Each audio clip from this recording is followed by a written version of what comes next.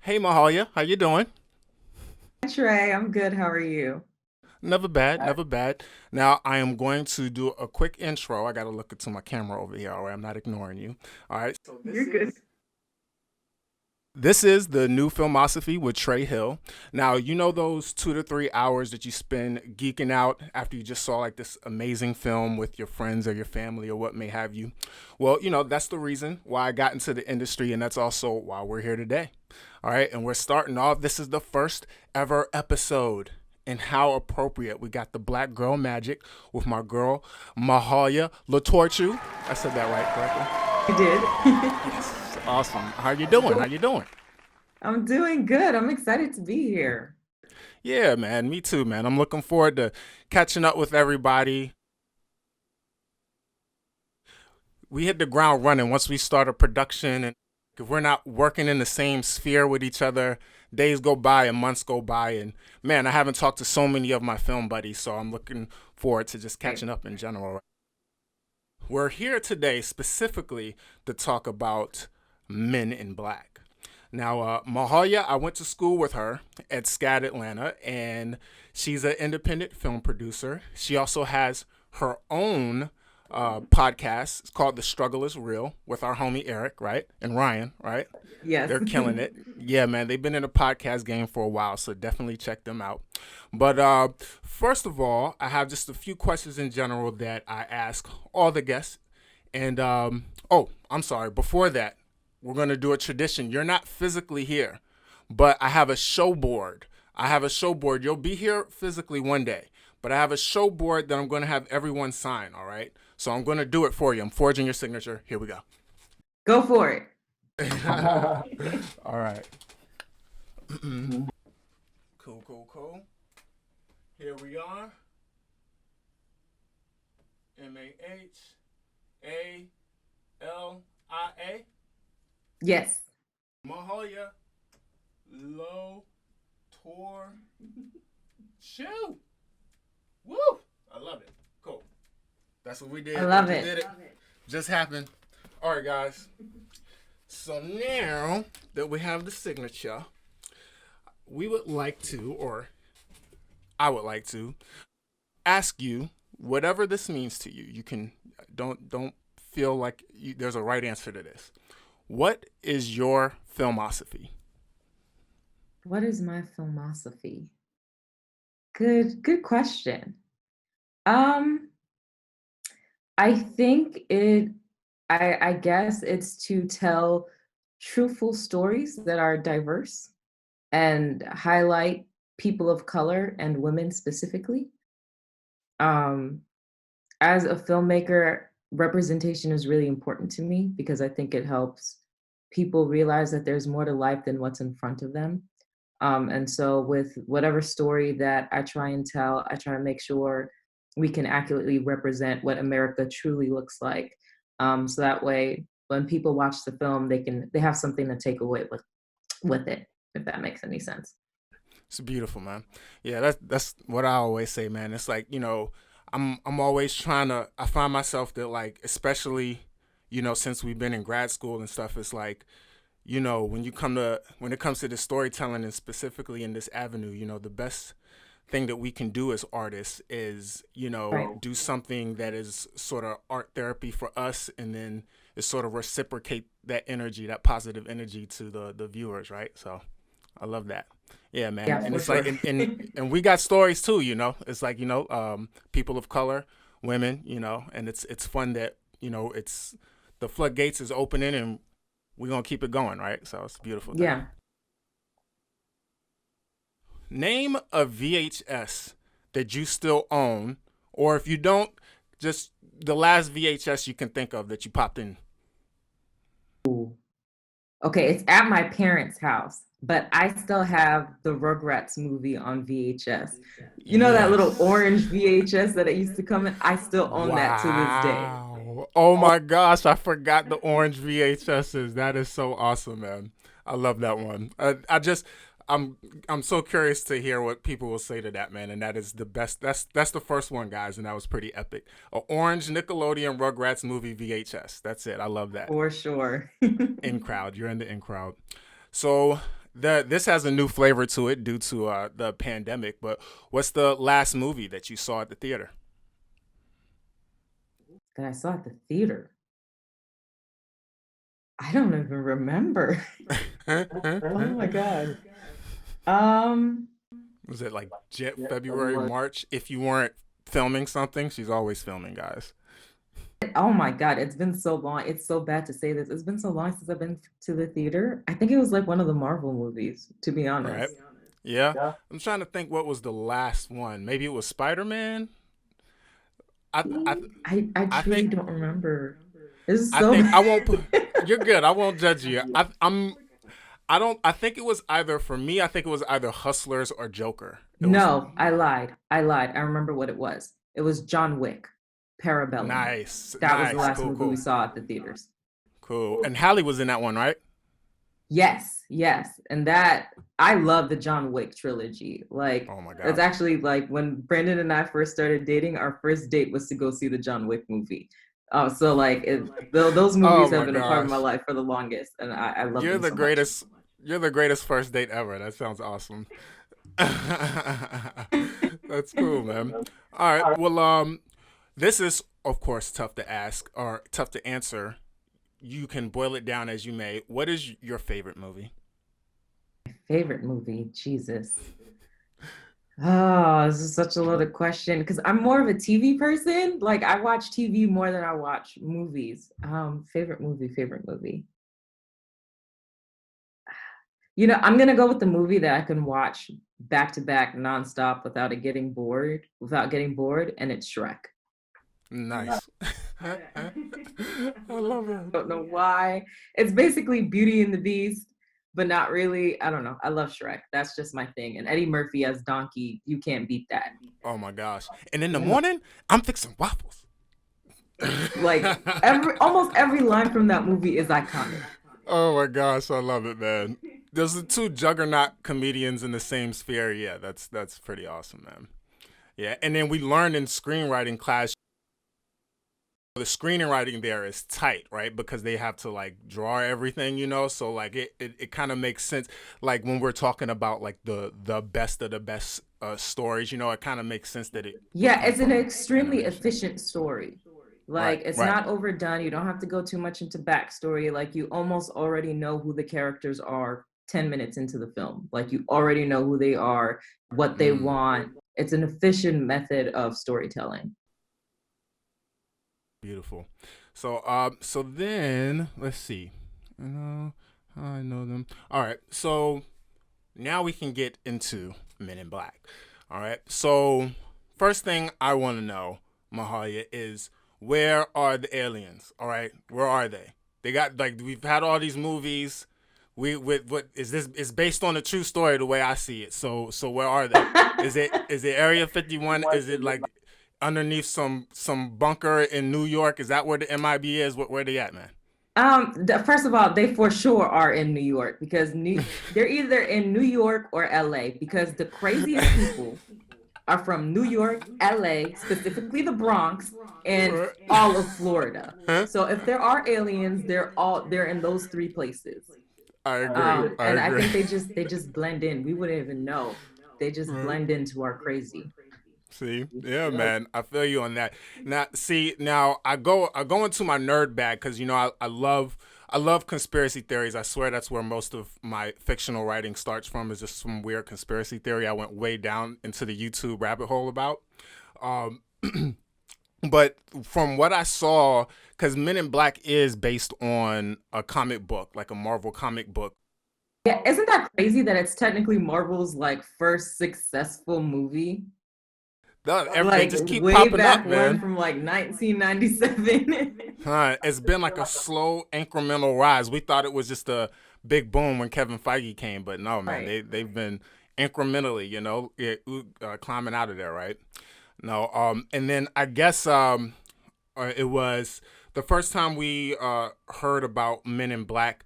It was like again conspiracy theorists, and I want to say it was called like the Mothman prophecies. A guy wrote the book, and basically he referred to the Men in Black as these people that know like this shadowy police department or whatever that deals with these aliens, and then that he claimed to see him along with some other people or whatever. But I mean, I think Men in Black is a very I always say like Star Trek and Men in Black. Like if it's real, if aliens are there, I feel like there's like why wouldn't there be like the our elites probably wouldn't like want to divulge all that info, right? They want to like keep it to themselves, and then the aliens are coming in and out, like maybe some of them look kind of humanoid, right? Or maybe some of them just put their little cloaks on or whatever, put on their little technology so that we can't see who they are, right? This shadow agency that just kind of takes care of everything, right? Oh, for sure. For sure. First of all, like I 100% believe in aliens because I think it would be naive of us to, with the millions of like galaxies and stars and our universe is constantly expanding, to think that we are the only living creatures is such a naive thought, in my opinion.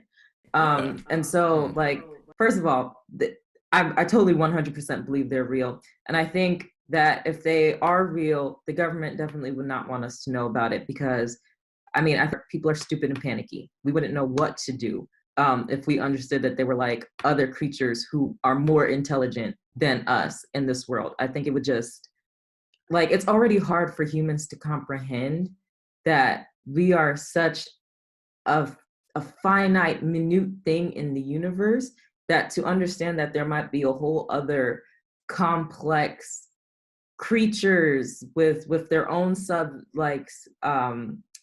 of rules and cultural customs, I think it would just blow our minds. I don't think we have the mental capacity to comprehend all of that. So I am sure that the government has their own division where they do their own thing and they just keep us, the public, safe and away from all of this because we would freak the fuck out.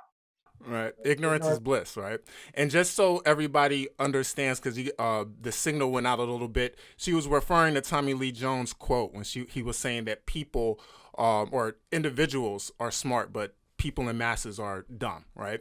And I also think that was what was really cool about Men in Black because it's low key being woke as hell. It's dealing with these thoughts of xenophobia, right? How do we expect to deal with aliens when we can't even deal with across the border issues, right? And And that's that's exactly what right the in the first opening scene was doing. image. It's right in the setup of Mm-hmm. the Mexican immigrants crossing the border and how people react to that. It is all right there, and I love the movie for it because it is, again, just the layers of storytelling and the layers Mm-hmm. of different points that they make without beating you over the head with it is Mm-hmm. fantastically done. Yeah, man, I love that. And you talk about with Shrek how at the beginning you understand the characters so quick, and it takes a little while to get into the characters, but that 10-minute trip with the bug, with the mosquito that's Yeah. flying around, and then it gets splat at the end. That's kind of what the movie is in essence, right? Yeah, for sure. And then it's that the first line of the movies, those goddamn bugs. That's it. That's the whole movie. beautiful, man. Isn't that beautiful cinema, man? And Tommy Lee, he's teasing the police. Of course, he's like, way to deal with the real dangerous aliens, guys, right? While he goes and takes care of business, right? And it's like again, it's just so awesome how it's woke as hell because even like with the whole police state, it's like Will Smith, he starts running to go capture what we find out later as an alien while he's leaving the other police behind, like kind of jogging her, right? And he's like, NYPD means I will knock yo punk ass down. It's cool to see Will throw his willpower on the police state, right? In that essence, right? He's using this because he has like this sort of heroism within him that he wants to kind of go out and do something special, right? And it has nothing to do with kind of the day-to-day lethargy that might kind of occur. The And system in that currently. moment, you learn who his character is. He doesn't give up. He's going to keep running after the guy. He's going to go seek answers. Like all of that is set up within the first minute of meeting his character. Right, right, right. Again, a great information like cinematically being displayed, right? So cool, man. And I really like just touching on what you were saying about how it being naive of us to believe that we're alone, right? And I don't know, nothing's concrete yet, I guess. I really enjoy this book called the Taoism of Physics. It basically it combines or it explains Eastern mysticism and African ancient religions to physics. And how, so just bear with me for a sec. So if it's like nucleus and then it has atom, that's or it has an electron that's Right. going around it, right? And so depending on the space in between the elements is what the atom is, or if there's more than one electron, or you move them from their path slightly and the whole thing ceases to exist, or it becomes a whole other different element in itself, right? So I hold that to akin to basically the space in between us is more important than the elements themselves. So basically, the way we treat ourselves, the relationships in between us as individuals, whether that be black, white, male, female, alien, human, that space in between us is more important than us as individuals. Right. And I know it's not an exact science, but I love so much how this whole thing is about this subatomic energy that's being hidden in this universe that's small, right?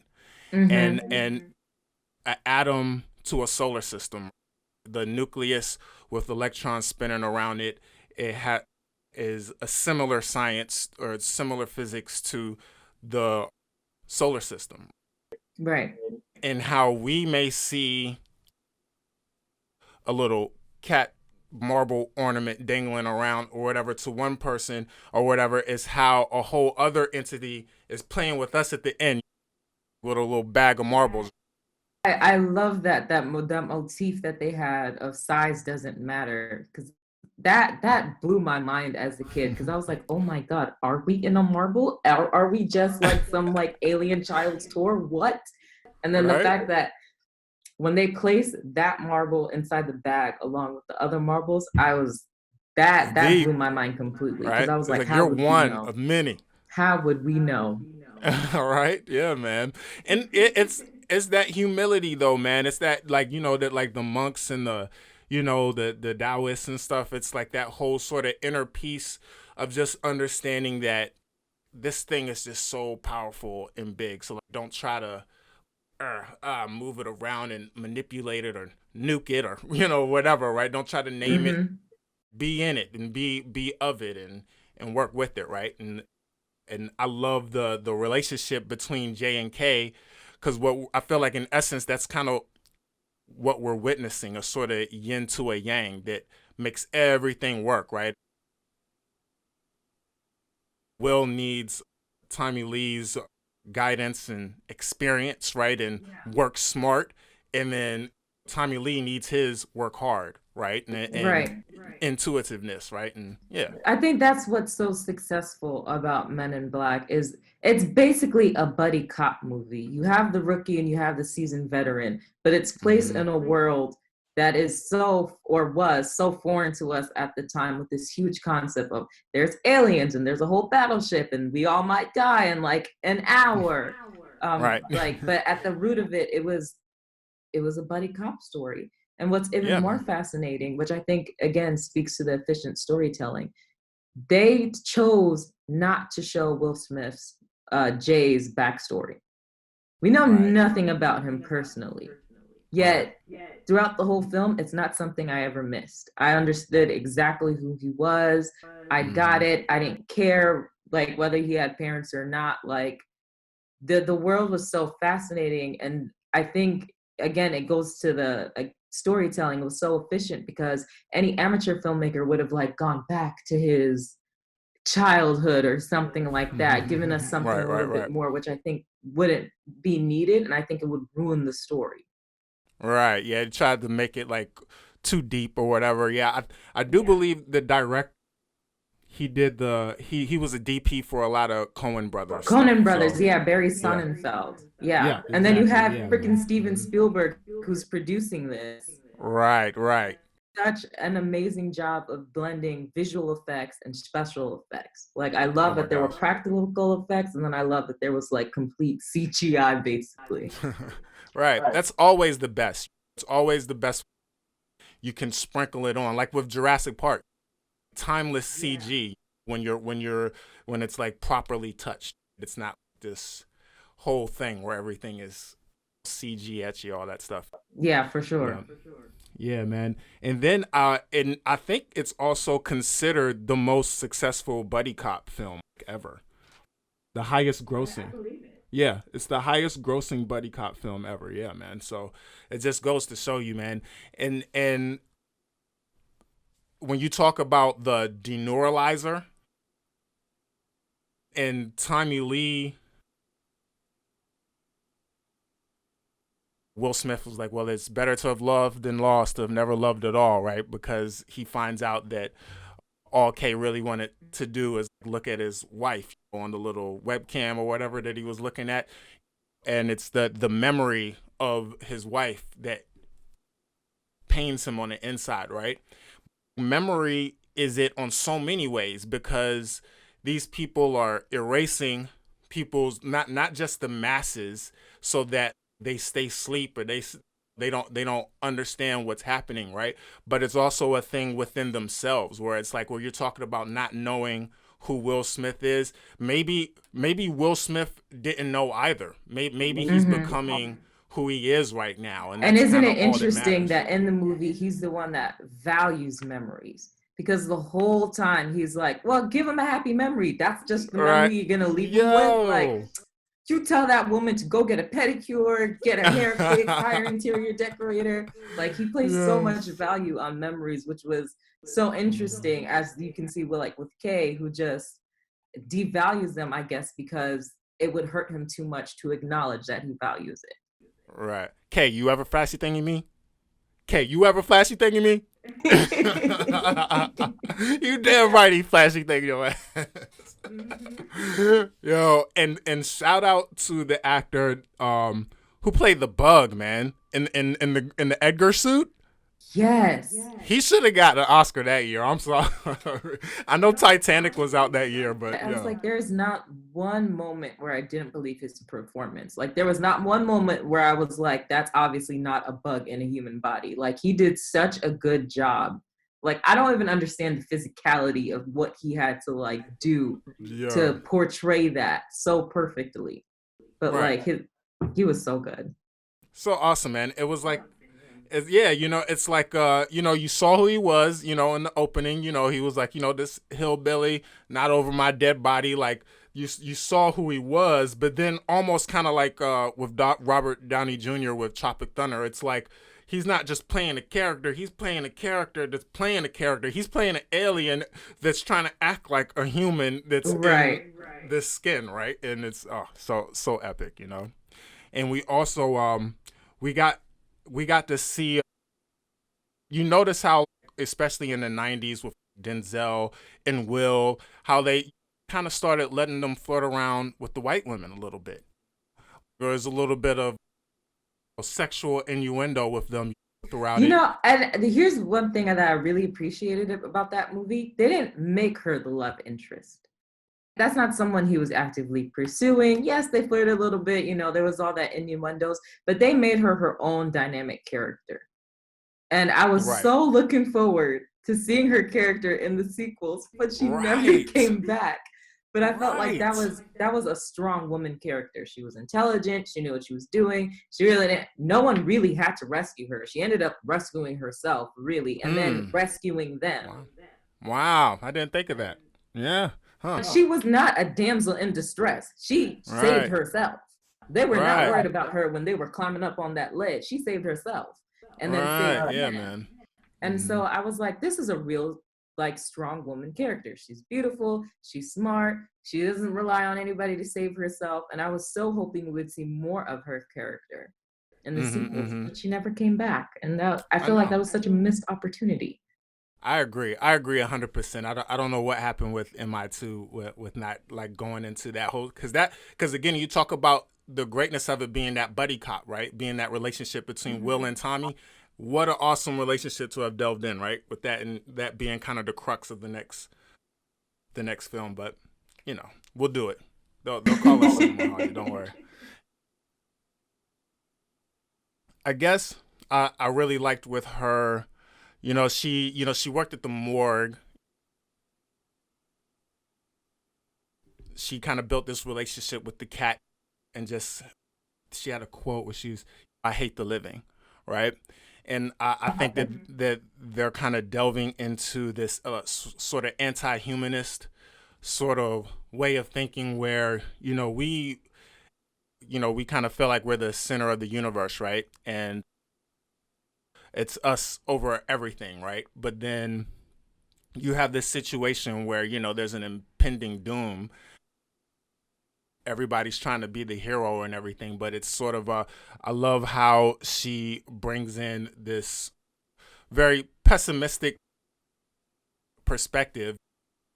It's right with the proper questions, and with to me in the proper perspective of just again of that humility.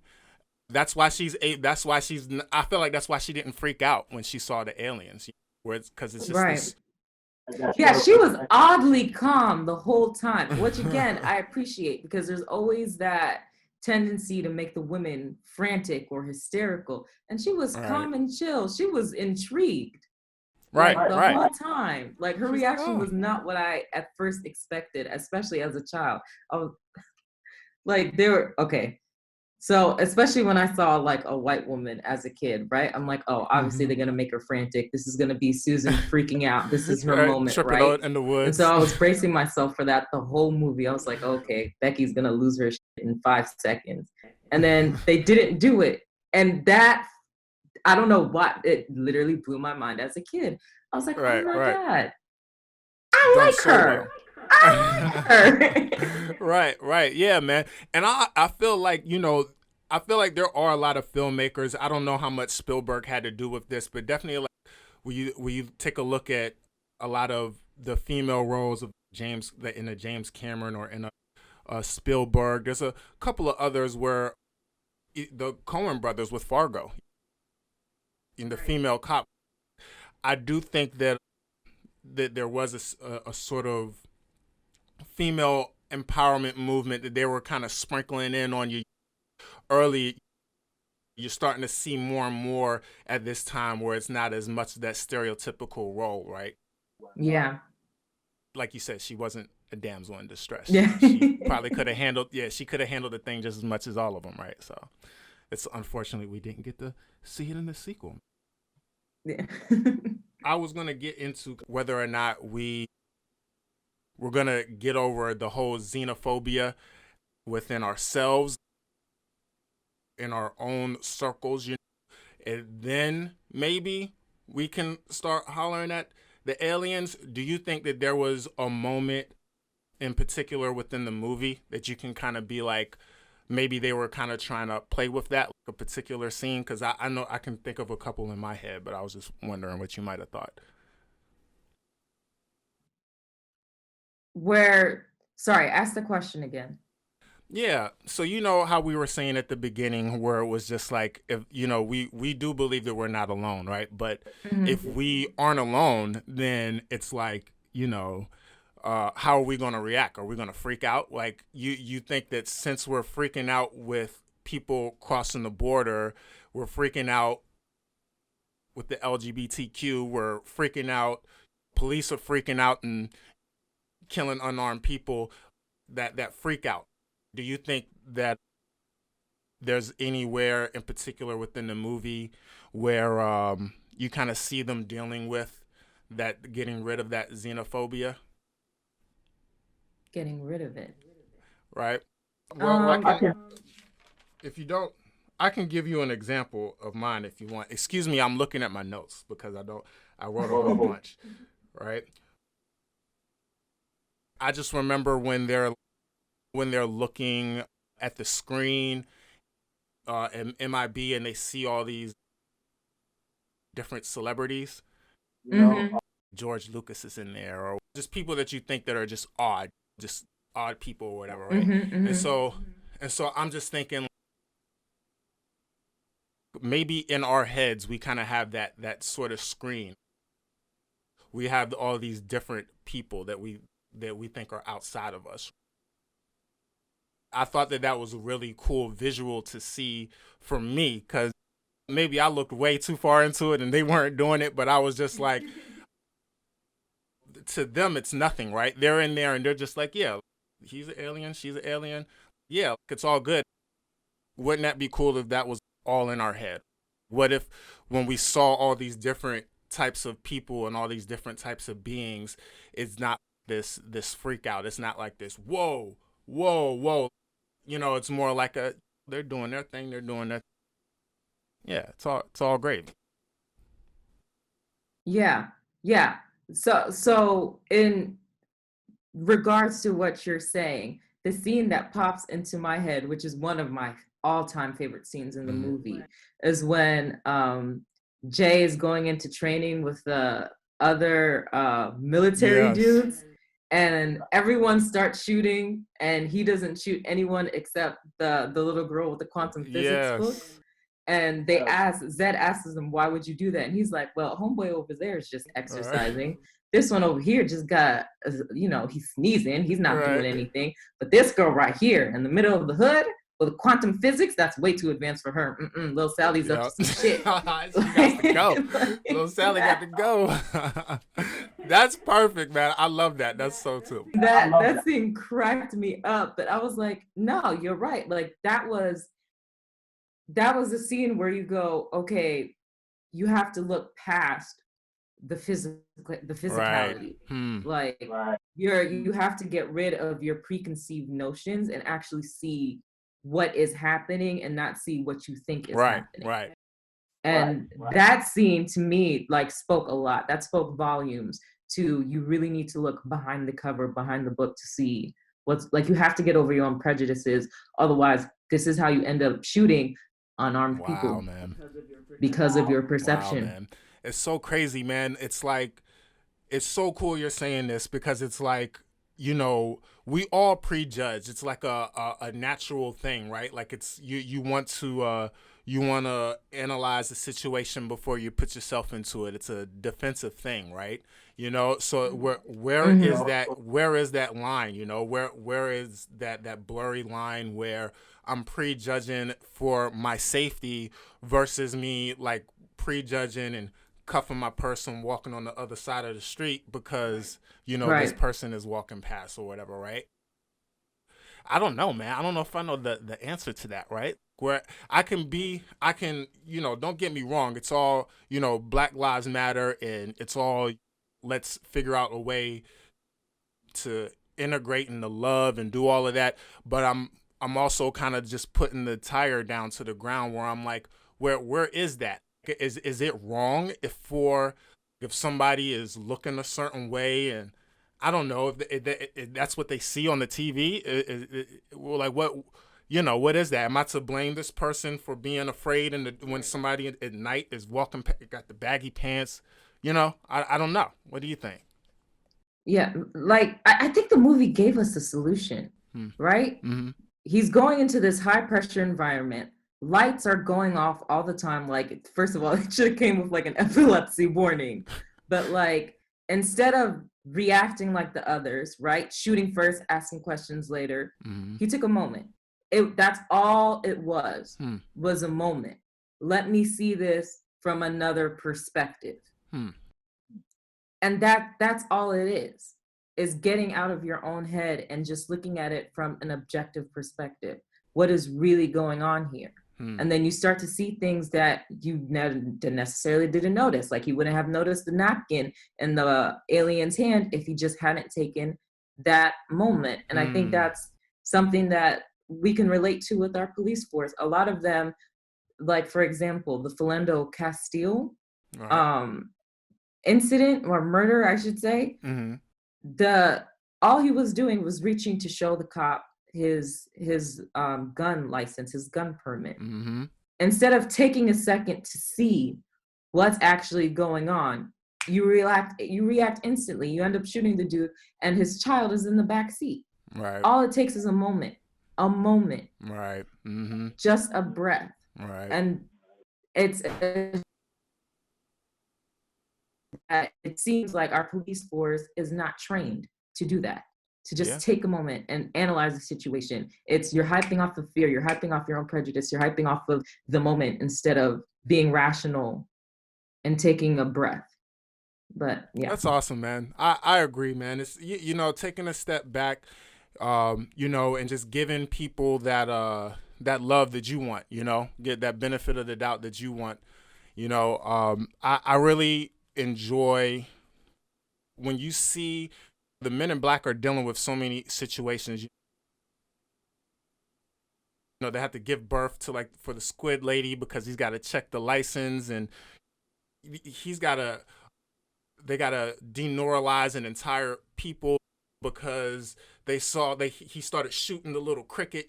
And I think that is a great allegory for a lot of stuff that the police shouldn't really be dealing with.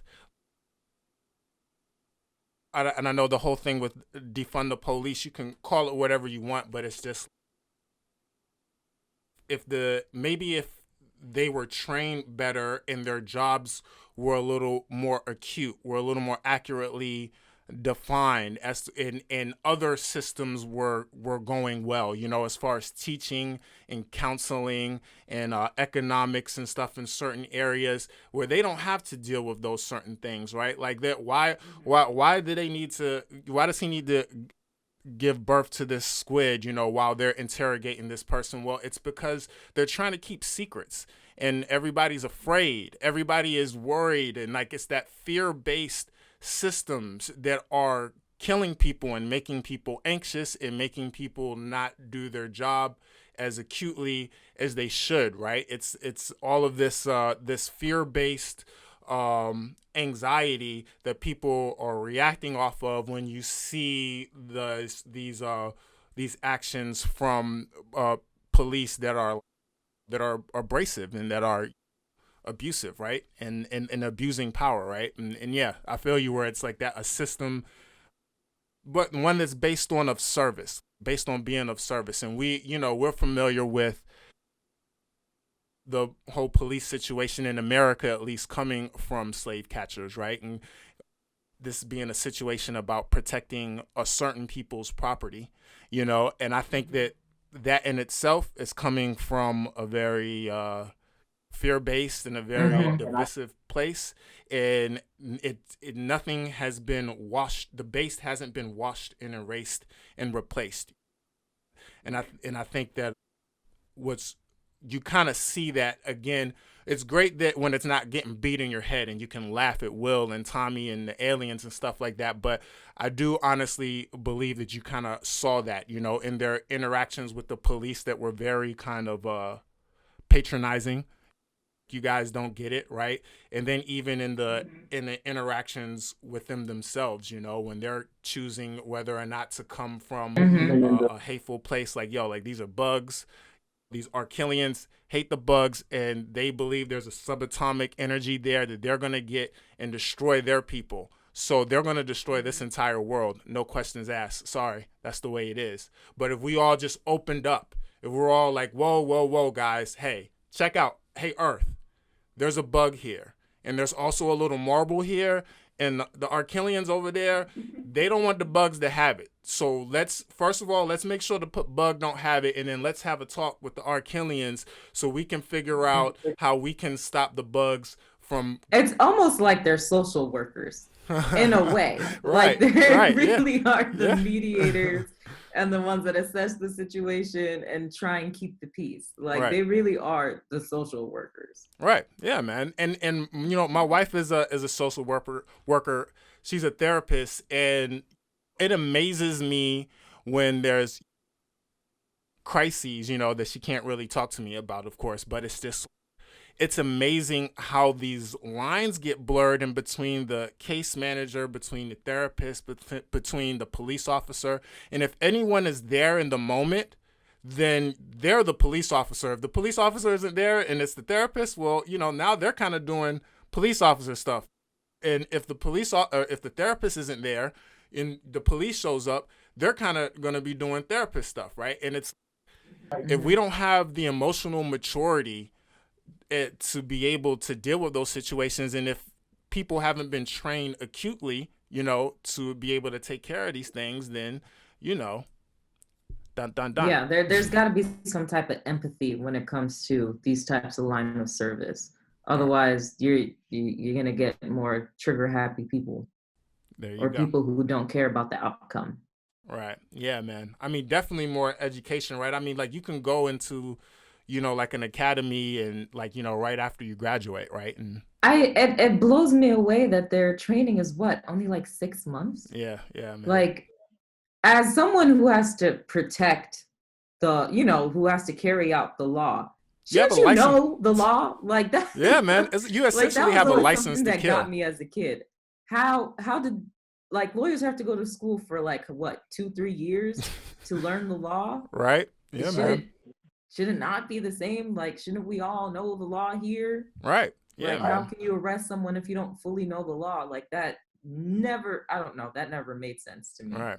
And far be it for me to say anything. Right. And to me, it's also about knowing yourself too, right? You talk about that emotional maturity. It's when I was 18, don't give me a gun. Don't give me a badge because I'm emotional and I don't even know why the hell I'm out when I'm doing what. I don't know. Again, whatever training, I feel like it needs to be acutely addressed.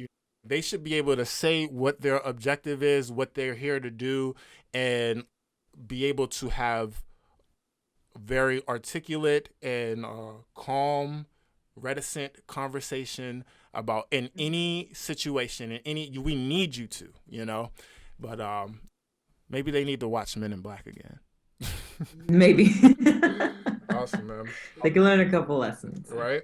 So yeah, man, I know that we've kind of said it already, but before we really finish it off, I just wanted I wanted us to say what we felt like the moral of the story was to us both.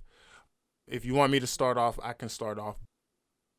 Yeah, go ahead. I have to think about that. I feel like there are so many different morals, but go ahead. Right. So many, man. There's no wrong answer to this stuff, man. Again, I think it was very much a lot about xenophobia, this black guy and this white guy kind of respecting each other or what they have, aliens, humans kind of merging together, all of that. I also think that I think about Kay's older partner at the beginning that was a little too slow on the trigger, and they had to. Isn't that nice how that came full circle? Exactly. And he looked up at the stars as he knew he was about to get deneuralized, and Tommy, he was like, he said, I miss the memories, or I'll miss the work or whatever. He's like, no, you won't, blah, and then at the end, he goes to Will and he's like, I wasn't training a partner, I was training a replacement. And then he looks up in the sky and he finally notices the stars.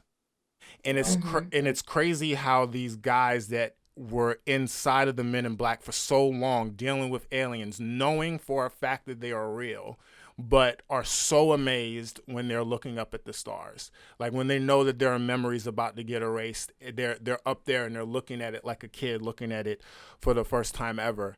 And I just think that for me, that's what I get out of it. And that's at least what I'm going to focus on today, is just that all of us can proverbially do that.